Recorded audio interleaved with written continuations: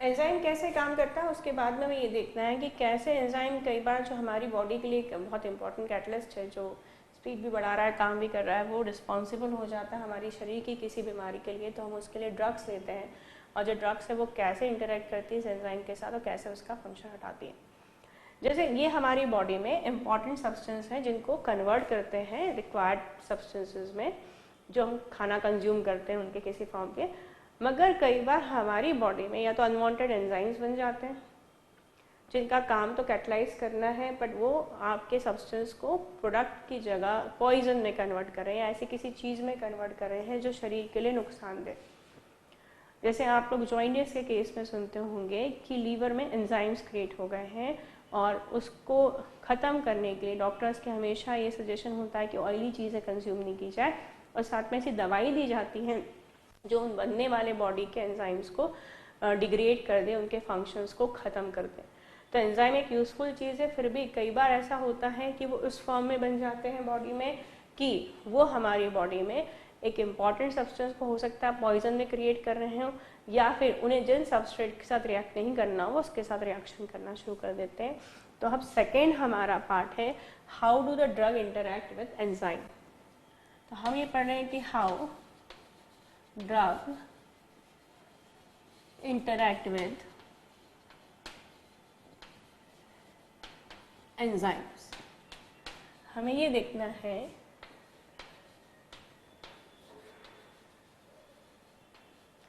कि एक दवाई ड्रग जो है वो कैसे एंजाइम के साथ इंटरैक्ट करके उसके फंक्शन को ख़त्म करती है।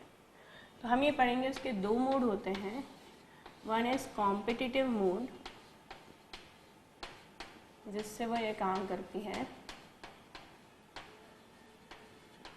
और the second one is a non competitive mode. ये दो तरीके होते हैं दवाई के काम करने के। शब्द है कॉम्पिटिशन से आया हुआ शब्द, मतलब प्रतिस्पर्धा। उसके जैसा अगर आ जाए दवाई जो है वो उस सबस्ट्रेट के जैसी आ जाए जो जुड़ना चाहता है, इनको कॉम्पिटिटिव मोड। और अगर आपकी दवाई का शेप बिल्कुल भी कहीं मैच नहीं करता सबस्ट्रेट के साथ, and it's called non competitive mode. चलिए मैं ये करके समझते हैं। पहले हम पढ़ रहे हैं कॉम्पिटिटिव मोड। जैसे मैंने कहा कॉम्पिटिटिव वर्ड जो है वो किससे आया है,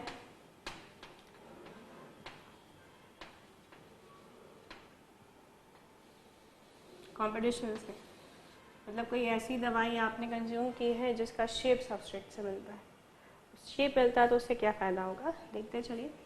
तो हमने देखा था एक एंजाइम काम कैसे करता है। एक एंजाइम जो होता है वो मेनली अमीनो एसिड से बना होता है, और अमीनो एसिड से बनने के कारण हम उसे क्या कहते हैं कि एक प्रोटीन है, और इसमें वैसे तो पूरा बल्क इसका अमीनो एसिड से बना होता है, मगर इसका एक पोर्शन जो होता है वो ओपन होता है, और ये जो ओपन पोर्शन होता है उसे हम कहते हैं एक्टिव साइट, जिसका अपना शेप होता है, और ये अपने शेप के अकॉर्डिंग ही सबस्ट्रेट को जोड़ती है।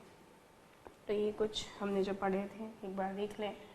जैसे हमने लिया था फिनाइल एलेनिन है, एस्पार्टिक एसिड है, सेरीन है, इनमें से कुछ ग्रुप निकले हुए हैं, याद कीजिए।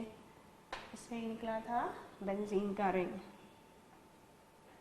फंक्शनल ग्रुप ऐसे वही 2-3 बार डिस्कस करें तो याद हो जाते हैं। इससे निकला था कार्बोक्सिलिक ग्रुप, ये कौन था, एस्पार्टिक एसिड, और सेरीन से निकला था OH फंक्शनल ग्रुप। और मान लीजिए वो सबस्ट्रेट जो इससे जुड़ने के बाद हमें नुकसान पहुंचाने वाला है वो हमारी बॉडी में पॉइजन का काम करने वाला है, और वो है हमारा ये सबस्ट्रेट, जो अगर जुड़ गया तो वो ऐसे किसी सब्सटेंस में चेंज हो जाएगा जो किसी भी तरीके से हमारी बॉडी के लिए सेफ नहीं है। तो ये है वो सबस्ट्रेट।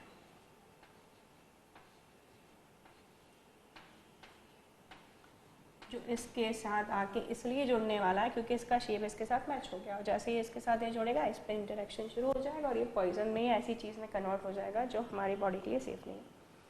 तो हमने ली कॉम्पिटिटिव ड्रग। कॉम्पिटिटिव ड्रग वो होती है जिसका शेप एग्जैक्टली सबस्ट्रेट जैसा ही होता है, मगर उसकी एक्टिविटी उस सबस्ट्रेट से ज़्यादा होती है। तो ये है हमारी ड्रग। और अब क्या से क्लियर है कि why it is called competitive, क्योंकि ये जो ड्रग है इसका शेप एग्जैक्टली मैच करता है हमारे सबस्ट्रेट के साथ। तो इससे पहले कि ये आके जुड़े और ये पॉइजन बनाए, ये आएगा क्योंकि इसकी एक्टिविटी ज़्यादा है, यहाँ आके जुड़ जाएगा और इसे ब्लॉक कर देगा। और वो एक्टिव साइट जिसके थ्रू एंजाइम काम कर रहा था, अब तो वही जगह ही ब्लॉक हो गई, तो अभी आके जुड़ नहीं पाएगा। और जब भी हमारी बॉडी में कोई ऐसी चीज़ होती है जिसका फंक्शन ख़त्म हो गया है, तो हमारी बॉडी धीरे धीरे उसे डिग्रेड कर देती है।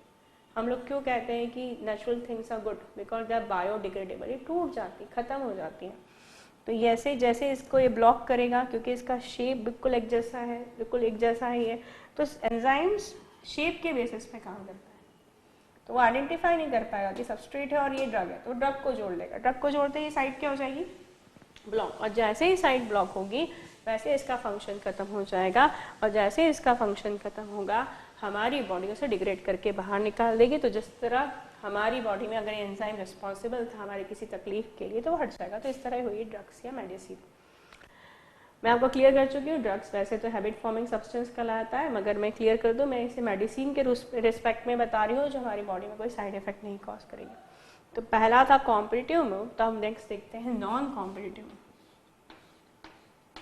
नॉन कॉम्पिटिटिव काम तो यही है, इस एंजाइम के फंक्शन को हटाना, मगर अब इसका शेप जो है सबस्ट्रेट से नहीं मिलता। अब ये काम करने का तरीका मैं आपको ऐसे बोलूं कि हमने उससे मिलते जुलते ग्रूव वाली चाबी ली और फंसा दी उसके अंदर, और क्योंकि वो परमानेंटली फंस गई अब दूसरी चाबी के आने के कोई चांस नहीं। मगर कई बार गलत चाबी लगाने के बाद, जिसका शेप मैच नहीं कर रहा है, हम जबरदस्ती लगे हुए हैं उसको लगाने में, तो क्या होता है अंदर के जो बोल्स होते हैं, जो ग्रूव्स होते हैं, जो शेप मैच करते हैं, वही खराब हो जाते हैं। तो शेप उसके जैसा नहीं था ओरिजिनल चाबी का, तो उसने अंदर का शेप खराब कर दिया। उस तरीके से जो ड्रग्स काम करती हैं उन्हें कहते हैं नॉन कॉम्पिटिटिव। तो जैसे हमारा ये एंजाइम है जो इसलिए बैठा हुआ है कि सबस्ट्रेट आए और मैं उसके फंक्शन को कैटलाइज करूं, तो जैसे हमने देखा एक होती है एक्टिव साइट, ये देखी थी हमने एक्टिव साइट, जिसका काम है जोड़ना आने वाले सबस्ट्रेट को। वैसे ही एक साइट और होती है जो कहीं नीचे होती है, इसे कहते हैं एलोस्टेरिक साइट। ये जो साइट है एलोस्टेरिक साइट, इस पे काम करता है हमारा नॉन कॉम्पिटिटिव ड्रग, तो ये कहलाती है एलोस्टेरिक साइट।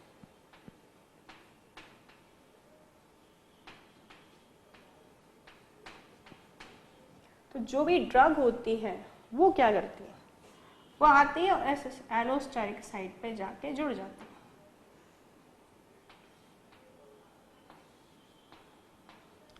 जुड़ के ये जो इंटरनल फंक्शनिंग है जो अमीनो एसिड की है, वो उसके साथ इंटरेक्शन करके उसे तोड़ना शुरू कर देती है। तोड़ने का रिजल्ट देखिए क्या होता है। पिछली बार तो एंजाइम ने इसलिए काम करना बंद कर दिया क्योंकि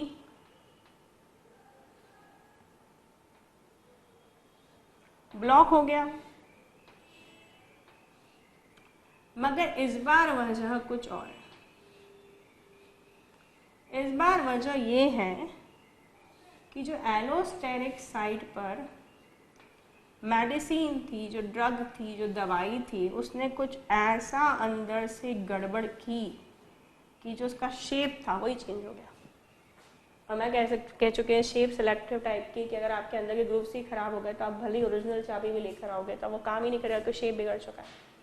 तो क्योंकि इसका शेप मैच करता था, इसे कहते हैं कॉम्पिटिटिव मोड, और क्योंकि यहाँ शेप मैच नहीं करता, यहाँ पर आने वाली मेडिसिन का इसके साथ शेप मैच नहीं करता, बस इस शेप बिगाड़ देते हैं, therefore it is called non competitive mode. तो इस तरह हमारी जो दवाइयाँ हैं वो दो तरह से काम करती हैं एंजाइम के साथ, या तो कॉम्पिटिटिव मोड में या नॉन कॉम्पिटिटिव मोड में। तो हमने कहा था एंजाइम के अलावा एक और इम्पॉर्टेंट फॉर्म में हमारी बॉडी में प्रोटीन होता है, दैट इज कॉल्ड रिसेप्टर्स। ये जो रिसेप्टर्स होते हैं, जिस तरह एंजाइम्स हमारी बॉडी में रिएक्शंस को करवाने के लिए रिस्पॉन्सिबल है, वैसे ये रिसेप्टर हमारी बॉडी का कम्युनिकेशन सिस्टम चलाते हैं। अब आप सोचिए, जैसे कभी आप न्यूज़ सुनते होंगे कि भूकंप आया है या बाढ़ आ गई है जिसके साथ कनेक्टिविटी टूट गई है, क्योंकि वो तरीके बंद हो गए जिससे मैसेज ट्रांसफ़र होते थे, तो कितनी प्रॉब्लम आती है। वैसे हमारी बॉडी में पूरा मैसेजिंग सिस्टम है। जो हमारी बॉडी के मेन पार्ट्स लाइक ब्रेन है, स्पाइनल कॉर्ड, ये समय समय पर ऑर्गन्स को मैसेज पहुंचाते हैं कि ये काम करना है, ये काम बंद कर देना है, इसकी स्पीड बढ़ाना है। तो ये जो मैसेंजर्स होते हैं, जब ये ऑर्गन के पास पहुंचते हैं तो ऑर्गन में वो चीज़ रिसेप्टर है जो इनके साथ इंटरेक्ट करती है। ये थोड़े से एक एक्टिव पार्ट के रूप में मेम्ब्रेन, सेल मेम्ब्रेन, कोई भी ऑर्गन्स होता है उसके आसपास कवरिंग तो होगी, that covering is called membrane. जैसे अभी हमने बताया था कि ये ऑर्गन है सपोज, तो ऑब्वियस सी बात है कि ये जो ऑर्गन है, इस ऑर्गन के आसपास जो है वो सेल मेम्ब्रेन है, और ये जो सेल मेम्ब्रेन है उससे छोटे छोटे से एलिवेशंस जो है वो बाहर निकल रहे होते हैं, और यही एलिवेशन जो है वो रिसेप्टर्स होते हैं जो आने वाले सब्सटेंस का मैसेज कैरी करते हैं। और ये आने वाले सब्सटेंस दो तरह के होते हैं, बेसिकली हार्मोन्स और न्यूरोट्रांसमीटर्स, जिसके बारे में भी हम पढ़ेंगे। तो ये जो रिसेप्टर्स होते हैं ये छोटे से, मतलब बाकी पार्ट तो एम्बेडेड होता है अंदर सेल मेम्ब्रेन में, छोटे से पार्ट के रूप में ये बाहर निकले होते हैं, और जो इनका पार्ट बाहर निकला होता है उसका काम होता है फंक्शन, मैसेज को लेना। तो मेनली हम बात करें तो कुछ ऐसे होते हैं कि ये रहा पूरा का पूरा प्रोटीन जो रिसेप्टर का फॉर्म है, मगर इसका छोटा सा पार्ट जो है वो बाहर निकला हुआ है, और ये जो पार्ट है वो एम्बेडेड है सेल मेम्ब्रेन के बीच में, और जो बाहर पार्ट है वही एक्टिव पार्ट है जिसका काम है मैसेज को लेना और ऑर्गन को ट्रांसफ़र करना।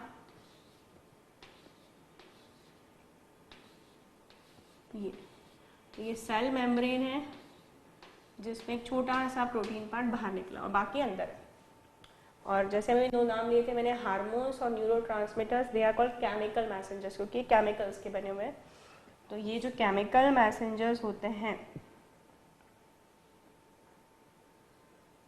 ये भी शेप सिलेक्टिव होते हैं, इनका भी शेप जो है वो मैच करना चाहिए इसके साथ, तो ये फंक्शन करते हैं। ये आते हैं इसके साथ, टेम्पररी जुड़ते हैं और जुड़कर अपना मैसेज ट्रांसफ़र करते हैं। इसमें एक और खासियत होती है, देखिएगा कि जब ये मैसेज ट्रांसफ़र हो रहा होता है तो टेम्पररी ये जो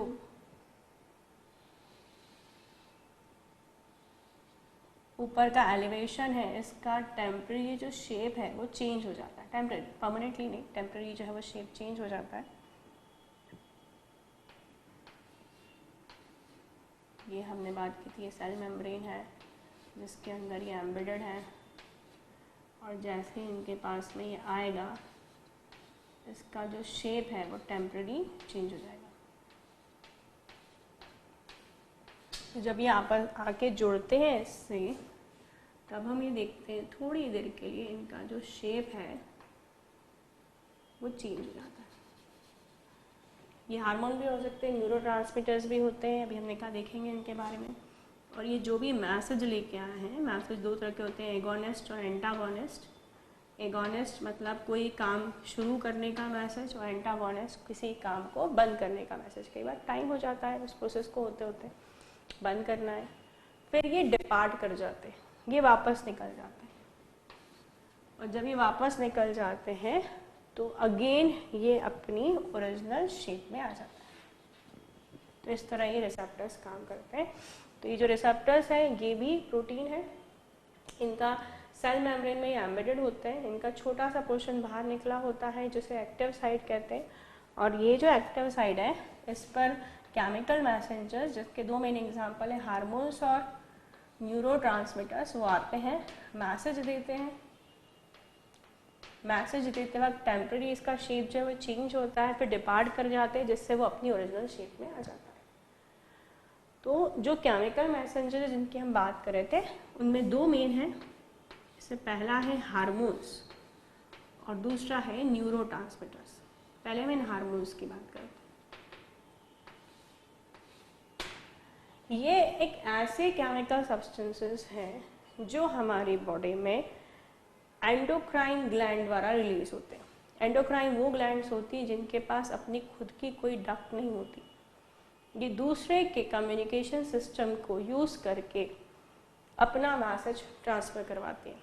तो हमने कहा hormones are chemical substance, they are biomolecules. ये भी बायोमोलिक्यूल्स हैं क्योंकि बायोलॉजिकली काम कर रहे हैं बॉडी के अंदर। बायोमोलिक्यूल्स हैं, केमिकल्स हैं ये। तो combining they are called chemical messenger. तो all these functions are perform through chemical messengers. तो हम यहाँ नाम लिख देते हैं इनका। Their name is chemical messenger. Chemicals के बने हैं, काम है इनका मैसेज देना। They are called chemical messenger. तो ये बायोमोलिक्यूल्स होते हैं ये, और ये बायोमोलिक्यूल्स एंडोक्राइन ग्लैंड द्वारा रिलीज होते हैं। एंडोक्राइन ग्लैंड को डक्टलेस ग्लैंड भी कहा जाता है, इसलिए क्योंकि इनके पास में खुद का कोई पैसेज सिस्टम नहीं होता जिसके थ्रू ये ट्रांसफर कर सके। जैसे आप क्या हो, एक एग्जांपल देते हो कि कोई नई कंपनी स्टार्ट हुई, अब उसके पास अपने टावर तो है ही नहीं, कोई नेटवर्किंग सिस्टम भी नहीं है जो उसका जो फंक्शन है मैसेज वो एक जगह से दूसरी जगह कैरी कर सके। तो अगर किसी ने उसकी सिम खरीदी है और उसे अपना मैसेज ट्रांसफ़र कराना है, उसके पास खुद का कम्युनिकेशन सिस्टम नहीं, तो सपोज दूसरी BSNL या किसी के साथ टाई अप कर लिया जिसके थ्रू वो अपना मैसेज कैरी करेगा। तो ये इसका कम्युनिकेशन सिस्टम है, इसको हेल्प करता है ब्लड। तो ये जो एंडोक्राइन ग्लैंड्स होती हैं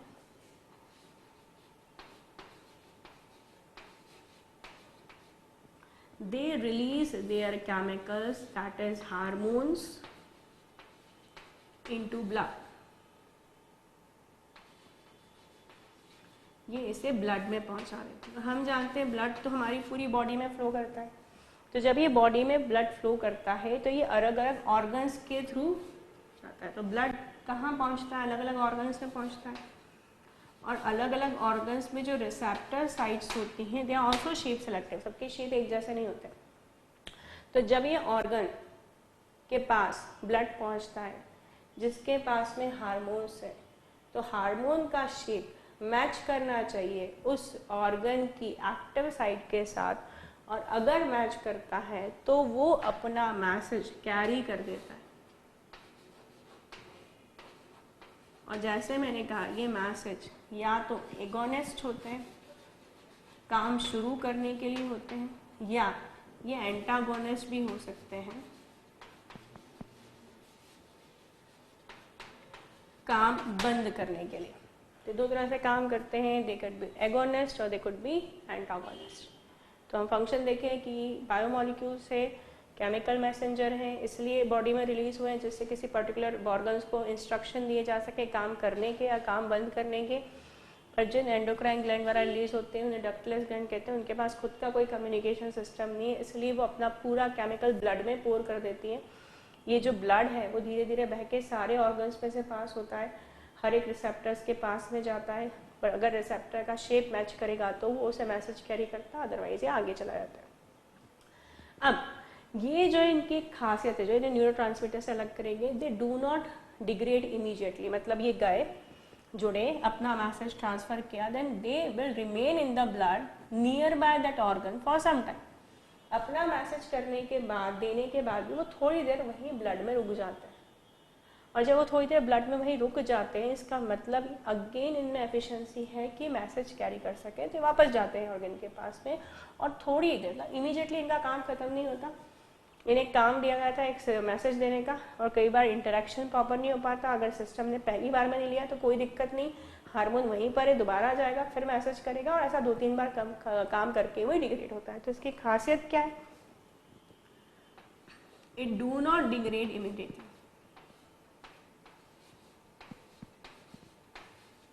जबकि जो न्यूरोट्रांसमीटर पढ़ेंगे वो इमीडिएटली डिग्रेड करते हैं, दे डू नॉट डिग्रेड इमीडिएटली, थोड़ी देर ब्लड में ही होते हैं।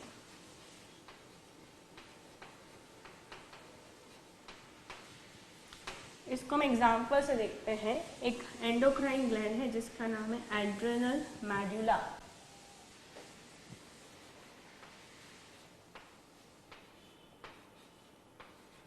ये जो एड्रेनल मेडुला है उसका जो एंटीरियर पार्ट होता है, फ्रंट पार्ट, फ्रंट लोब जो होता है, कि ऐसा नहीं होता, कई बार अलग अलग पार्ट्स अलग अलग हार्मोन रिलीज कर रहे होते हैं, तो जिसका फ्रंट लोब होता है, आगे का लोब होता है, ये जो फ्रंट लोब है ये एक हार्मोन सिक्रेट करता है और इसका नाम है एड्रेनलिन।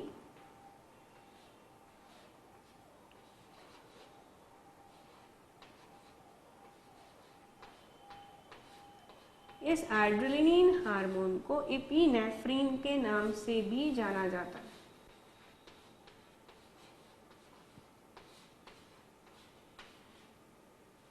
और इतने सारे हार्मोन्स में अगर हमने इसको चूज़ किया तो डेफिनेटली इसका बहुत इम्पॉर्टेंट फंक्शन है। ये हमारी बॉडी में 2-3 कंडीशन में सिक्रीट होता है, जिसमें ओवरऑल मैं कह सकती हूँ कंबाइनिंगली स्ट्रेस, जब हम बहुत ज़्यादा तनाव में होते हैं, फियर, हम डरे हुए होते हैं, फटीग, हम बहुत थके हुए होते हैं,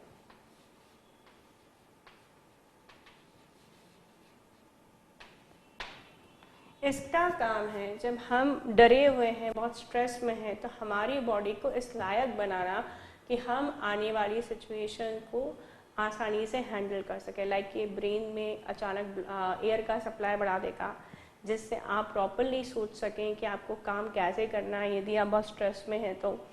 इसके अलावा ये हार्ट बीट बढ़ा देता है, जिससे प्रॉपरली हार्ट ज़्यादा से ज़्यादा पंप करे और जिससे ज़्यादा से ज़्यादा पूरे ऑर्गन्स को ऑक्सीजन सप्लाई हो सके, जिससे आपके सारे पार्ट जो है प्रॉपरली काम कर सकें। इसमें आपकी सिचुएशन एज ए स्टूडेंट आप सोच सकते हैं, जब एग्ज़ाम का टाइम आता है, सब सोच सकते हैं आपकी बॉडी में सबसे ज़्यादा एड्रेनलिन रिलीज होता है और ये जल्दी जाता भी नहीं है, जैसे कि कहा जाएगा, ऑर्गन्स को मैसेज कैरी करेगा, नींद नहीं आनी चाहिए, भूख नहीं लगनी चाहिए, और ये सारे सिम्टम्स होते हैं जब एग्ज़ाम का टाइम होता है। तो नींद चली जाएगी, भूख चली जाएगी, दिमाग और तेज़ी से काम करेगा। तो ये सारे जो फंक्शंस होते हैं उसके लिए एड्रेनलिन रिस्पॉन्सिबल है।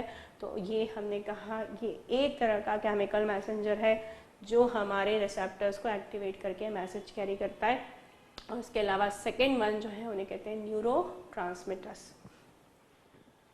तो एक हमने बात की हार्मोन्स की और ये हमने कहा केमिकल मैसेंजर, क्योंकि हमें बहुत अलग अलग तरीके से बॉडी में मैसेज कैरी करने होते हैं। कई बार न्यूरॉन्स आपने सुना तो नर्वस सिस्टम है हमारे बॉडी में, पूरा कम्युनिकेशन सिस्टम कह सकते हैं, बिल्कुल जैसे जैसे हमारे आसपास तारों का जाल बिछा हुआ है जो कभी इलेक्ट्रिसिटी कैरी कर रही है, जो कभी मैसेज कैरी कर रही है, उसी तरह हमारी बॉडी में पूरा नर्वस सिस्टम है जिससे बने होते हैं, जिसे न्यूरॉन्स कहते हैं। जब एक न्यूरॉन से दूसरे न्यूरॉन में मैसेज फैलाना है या फिर न्यूरॉन को मसल को मैसेज देना है, तो इन सारी चीज़ों के लिए केमिकल मैसेंजर्स लगते हैं, जिसे हमने कहा एक हार्मोन है जो एंडोक्राइन ग्लैंड द्वारा रिलीज होता है और दूसरे जो हैं वो है न्यूरोट्रांसमीटर्स। और ये जो न्यूरोट्रांसमीटर्स हैं ये नर्वस सिस्टम द्वारा रिलीज केमिकल्स हैं जो एक न्यूरॉन से दूसरे न्यूरॉन को मैसेज कैरी करने के लिए हेल्प करते हैं। ये भी एक न्यूरॉन से दूसरे न्यूरॉन में जाते हैं, फाइनली उस ऑर्गन के पास जाते हैं जिससे एक्ट करके टेम्पररी उसका शेप चेंज करके मैसेज कैरी करेंगे।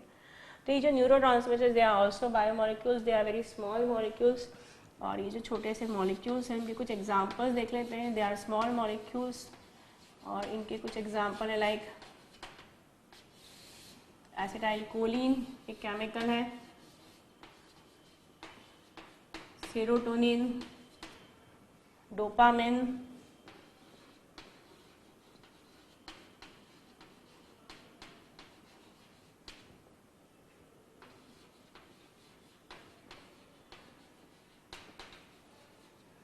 तो ये जो तीनों हैं these are the chemicals release by nervous system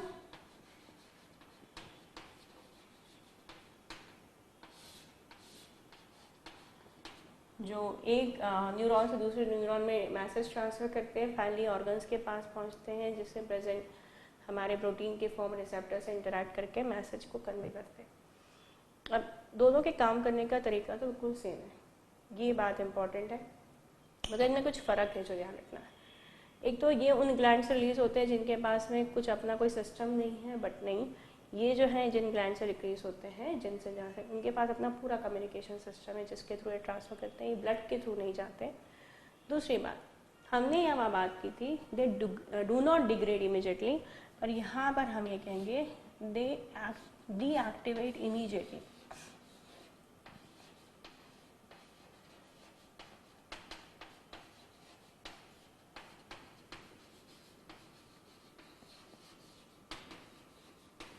काम करने के तुरंत बाद अपना फंक्शन लूज कर देते हैं। तो ये गए उस रिसेप्टर से जुड़े, वहाँ पे अपना मैसेज कैरी किया उस ऑर्गन को, और डिपार्ट होते ही अपना फंक्शन लूज कर देते हैं। ये हार्मोन्स की तरह लंबे समय तक अंदर नहीं बने रहते। हाँ, अगर वो नर्वस सिस्टम का एंड जिससे ये आए थे, ये वापस जाकर उसको टच करते, जब छूते हैं तो ये दोबारा एक्टिवेट हो जाते हैं। तो they again activate by nerves ending. They again activate by nerves ending from where they are released.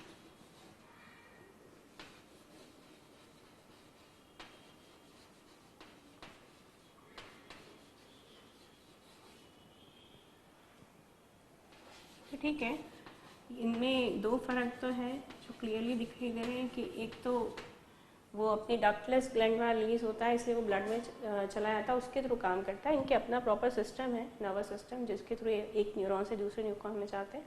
दूसरा फर्क, वो इमीडिएटली डीएक्टिवेट नहीं होता है, जबकि ये इमीडिएटली डीएक्टिवेट हो जाते हैं, पर वो नर्व एंडिंग जिससे रिलीज हुए थे, ये अगर वापस जाके उससे जुड़ जाते हैं तो वापस एक्टिवेट ये हो जाते हैं। पर एक इम्पॉर्टेंट चीज़ ये है, बोथ मतलब neurotransmitters and hormones work in same way। दोनों के ही काम करने का तरीका बिल्कुल सेम है। भले ही अलग अलग जगह से रिलीज हो रहे हैं, अलग अलग काम कर रहे हैं, पर काम करने का तरीका बिल्कुल सेम है। दो काम करते हैं,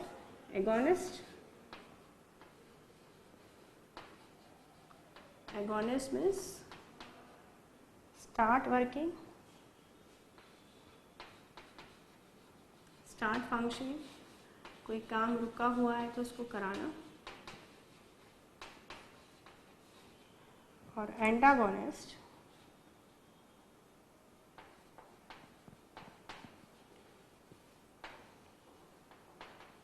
स्टॉप फंक्शनिंग, अगर कोई अननेसेसरी वर्क चल रहा है बॉडी में तो उसे बंद कर।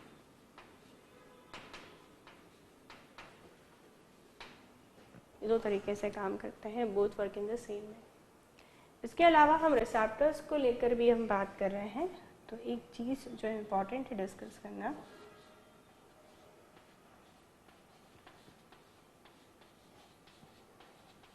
रिसेप्टर्स हर केमिकल के साथ हर रिसेप्टर इंटरेक्ट नहीं करता कि एक ब्लड में निकला हार्मोन तो वो जितने भी ऑर्गन्स के रिसेप्टर है सबको एक्टिवेट करके देगा। They are shape selective like catalyst.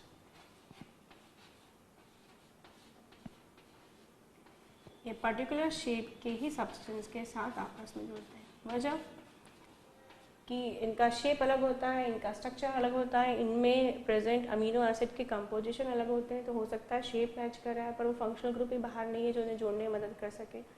तो जिस वजह से ऐसा नहीं होता कि हर एक जो केमिकल रिलीज हुआ है वो हर एक जाके रिसेप्टर को एक्टिवेट कर सके। अब जब हमारी बॉडी में डिजीज़ को बात करते हैं और ड्रग के इंटरेक्शन की हम बात करते हैं, तो हो सकता है हमारे इन रिसेप्टर्स को कुछ मैसेज ऐसे जा रहे हों जो कि प्रॉपर नहीं हो सकता है कोई केमिकल ऐसा रिलीज हो गया जिसने हमारी बॉडी के इम्पॉर्टेंट फंक्शन को बंद करा दिया, या फिर कोई केमिकल ऐसा रिलीज हो रहा है बॉडी में अनवांटेडली, ऐसा मैसेंजर आ गया है जो एक फंक्शन को अननेसेसरी कैरी करा रहा है, जिसकी वजह से हमारे शरीर में तकलीफ बढ़ गई। तकलीफ दो वजह हो सकती है, हमारी बॉडी में एक फंक्शनिंग है चल रही है जो हमारे शरीर को चलाने के लिए ज़रूरी है, वो बंद हो गई है, या फिर कोई अननेसेसरी वर्क स्टार्ट हो गया, पेन स्टार्ट हो गया बॉडी में जिसे हमें बंद कराना है, तो उसके लिए ड्रग्स होती है। पर जो ड्रग्स होती हैं वो शेप सेलेक्टिव्स होती है, ऐसी शेप जो डिजीज़ के सिम्टम्स के अकॉर्डिंगली आइडेंटिफाई की जाती है कि किस ऑर्गन की प्रॉब्लम है और उसमें क्या वजह से प्रॉब्लम हो रही है, काम को बंद कराना है, काम को शुरू करना, उस हिसाब से शेप सेलेक्टिव ड्रग इंट्रोड्यूस की जाती है बॉडी में। वो जाकर उस ऑर्गन को इंटरैक्ट करती है और रिवर्सिबली अगर काम बंद हो चुका है तो वो स्टार्ट कराएगी, और स्टार्ट हो चुका है तो उसे बंद कराएगी, जिस तरह वो इंटरैक्ट करती है। अब इसमें एक चीज़ यहाँ पर और जाननी ज़रूरी है कि क्यों कहा जाता है कि डॉक्टर की प्रिस्क्रिप्शन से ही मेडिसिन लेना चाहिए, अदरवाइज लॉन्ग टर्म में वो साइड इफ़ेक्ट कॉज कर सकती है। अगर हम कोई चीज़ पढ़ रहे हैं और यदि हमारी कोई लाइफ से रिलेटेड चीज़ है तो डेफिनेटली हमें उस वे में उस इन्फॉर्मेशन का बेनिफिट लेना चाहिए। कि माना कि जो रिसेप्टर्स होते हैं वो शेप सेलेक्टर्स होते हैं, पर कुछ रिसेप्टर्स ऐसे होते हैं जिनमें बहुत माइन्यूट सा फ़र्क होता है, जैसे कि मैं बात कर रही हूँ एड्रेनर्जिक रिसेप्टर।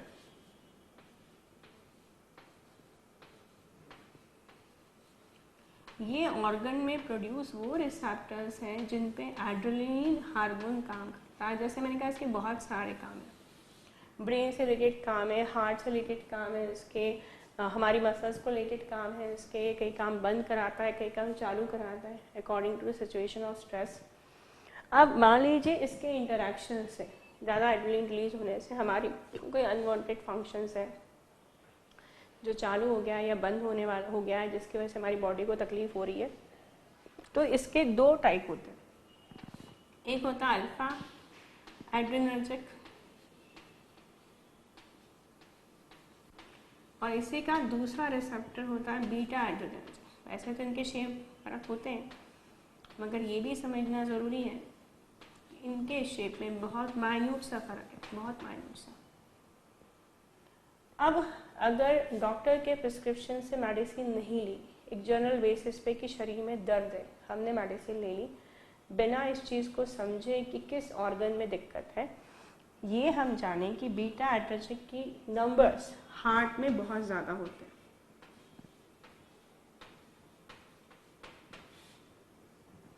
हो सकता है हमारी किडनी में कोई प्रॉब्लम जिसकी वजह से तकलीफ है, और किडनी में है अल्फा एड्रेनर्जिक रिसेप्टर। हमने एक जनरल मेडिसिन ले ली और इनमें शेप में काफ़ी कम फ़र्क है, और एक ऐसी मेडिसिन जो कि बहुत ज़्यादा पर्टिकुलर नहीं है शेप को लेके, जैसे एक होती है मास्टर की जो हर एक को एक्टिवेट कर देती है, ऐसी हमने कोई मेडिसिन ले ली जो अल्फ़ा पे भी काम कर रही हो, बीटा पे भी काम कर रही। तो बताइए प्रॉब्लम अगर किडनी की है और इन्फॉर्मेशन मैसेज यदि हार्ट को जा रहे हैं, तो आप बताइए क्या वो हार्ट की नॉर्मल फंक्शनिंग जो चल रही है, जिसे ज़रूरत ही नहीं है अपनी फंक्शनिंग को चेंज करने की, ना तो उसे बढ़ाने की या कम करने की, उसको जाके मैसेज करेगी ये ड्रग, तो उसमें प्रॉब्लम क्रिएट हो जाएगी। और अगर डॉक्टर के पास जाते हैं तो वो सिम्टम्स पूछता है, उससे वो रियलाइज़ करता है कि जो प्रॉब्लम है वो किडनी से रिलेटेड है, तो वो आपको ऐसी प्रिस्क्राइब मेडिसिन देगा जो इतनी ज़्यादा शेप सेलेक्टिव होगी, जो अल्फ़ा पे तो काम करेगी मगर वो बीटा पे काम नहीं करेगी। तो इसलिए हमारे रिसेप्टर्स में फ़र्क होने के बावजूद भी कुछ ऑर्गन्स में जो रिसेप्टर्स होते हैं उनमें और दूसरे ऑर्गन में प्रेजेंट रिसेप्टर्स जो एक ही हार्मोन द्वारा एक्टिवेट होते हैं उनमें बहुत माइन्यूट सा फ़र्क होता है। और अगर जनरल मेडिसिन ले ली जाए तो ये उस रिसेप्टर्स को भी एक्टिवेट कर देती है जहाँ पे इनका एक्शन नहीं होना चाहिए। इसलिए दवाई लेते वक्त हमें ध्यान रखना चाहिए और हमें प्रिस्क्राइब मेडिसिन ही यूज़ करने चाहिए। तो हमने ये पढ़ा कि हमारी बॉडी में जो हमने क्लासिफिकेशन देखा था मोड ऑफ एक्शन, उसमें हमारी दवाइयाँ प्रोटीन के दो टाइप एंजाइम्स और रिसेप्टर्स पे कैसे काम करती हैं और किस तरह वो काम करके जो शरीर में प्रॉब्लम है उसे वो दूर करती है।